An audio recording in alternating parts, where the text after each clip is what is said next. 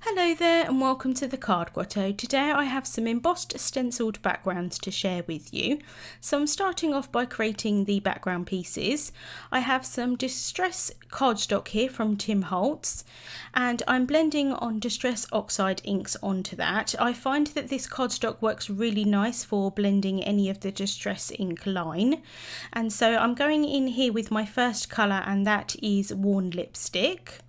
So just blending that towards the bottom of the piece, and then I'm going to go in with the dried Marigold colour and blend that up into the middle of the panel. And I do go over quite a bit where the Worn Lipstick is, just to make sure that I can blend that together. And then I do go back in with the Worn Lipstick again and blend that up further. So it takes a little while sometimes just to get a really nice smooth blend. Just go kind of back and forth between the colours. So again, I'm going back in with that dried Marigold colour just to make sure that I get a nice smooth blend. And then because I didn't want to contaminate the lightest colour, I just cleaned off my work surface here. And then I can go in with the Squeeze Lemonade colour at the top. So just adding that towards the top of the panel, and then I do go back in with the dried Marigold again and just blend those two colours together. So this is going in with that dried Marigold again, and I think that I got a nice smooth blend. This is the Simon Says Stamp Bouquet of Roses stencil, and I'm going to emboss that onto my panel here, and I'm going to use the Platinum 6 die cutting machine. So I've got the embossing tan mat at the bottom on top of the platform, and then I'm going to add the stencil on top.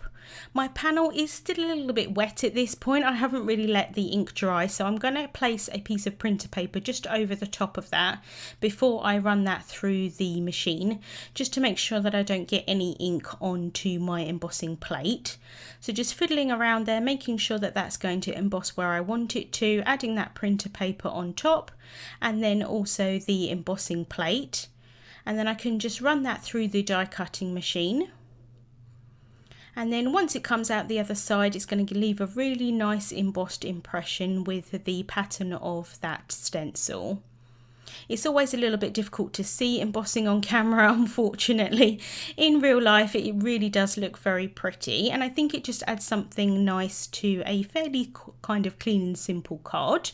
I do want to add some sparkle to this though, so I'm using the Tsukineko Sheer Shimmer Spritz in Sparkle and just adding a few sprays of that.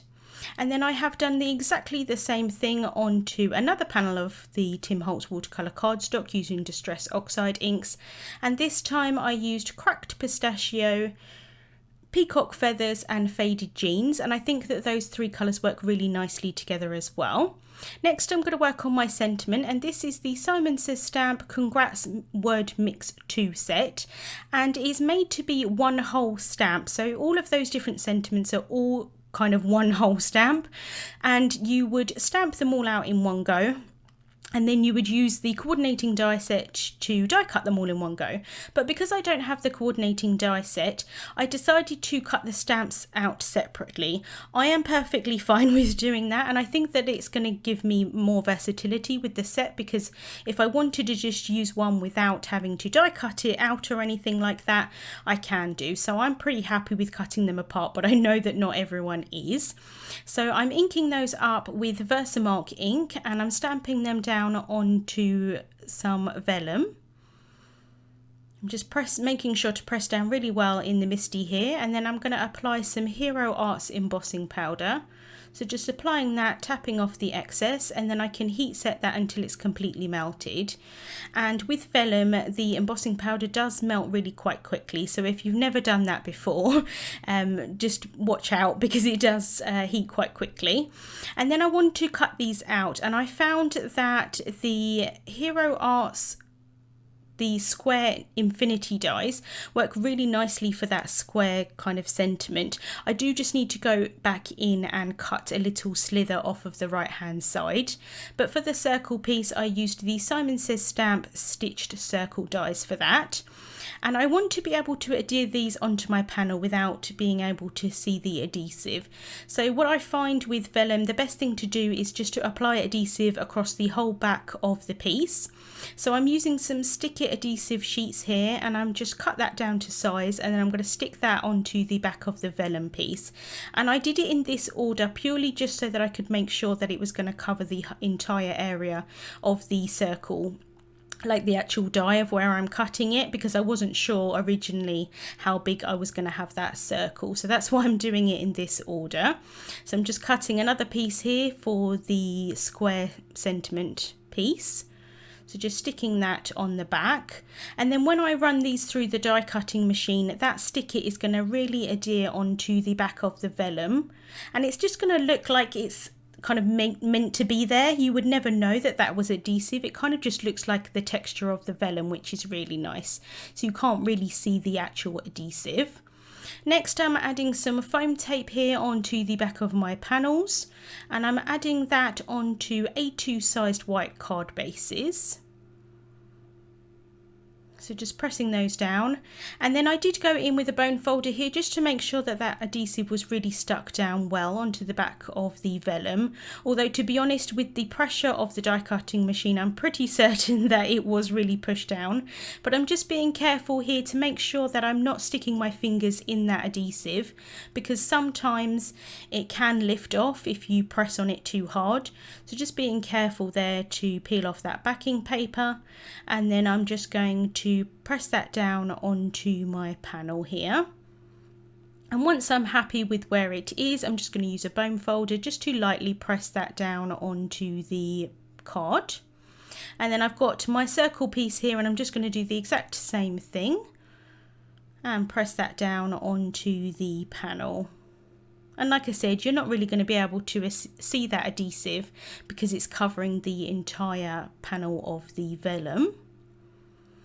And then I wasn't quite sure what to do with embellishments for this card here on the right hand side, and I decided that I quite liked it just to have a very minimal embellishment. So I'm using some Doodlebug tiny hearts, and I'm just taking one of the orangey yellowy hearts and just placing that down onto underneath the sentiment. And then for the other card here, I'm using some Lucy's pink Moonstone sequins. Although these do have a slight pink hue to them, I find that they work really nicely with lots of different colours, so I'm going with those. And I'm just adding some tiny dabs of multi-medium matte glue there, and just adding the sequins down with the embellishment wand. I did think about adding white pigment ink through the stencil after I had embossed it, but ultimately decided not to. I think on camera, I think that would have worked quite nicely, and in real life as well. But in real life, you can see the embossing really quite well. It's just a bit unfortunate that you can't see it that well on camera. But that's the cards finished for today. I hope you've enjoyed watching. Links to the products will be in the description bar on YouTube and also over on my blog. Thank you so much for watching, and I'll see you soon.